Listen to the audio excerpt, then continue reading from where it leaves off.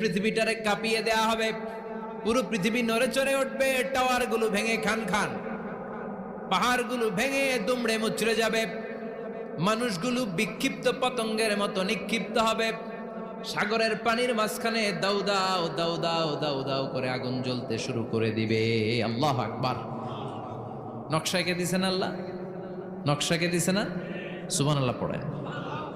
আবার আল্লাহ বললেন ফাইদা বারিকাল বাসারু ওয়া খাসাফাল কামারু ওয়া জুমিআশ শামসু ওয়াল কামারু ইয়াকুলুল ইনসানু আইনাল মাফার।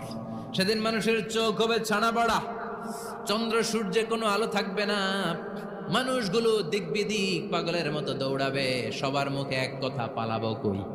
পালানোর জায়গা আছে নাকি শুধু বাংলাদেশের এই সাইডটাতেই কিয়ামত হবে, সৌদিতে আর হবে না? হ্যাঁ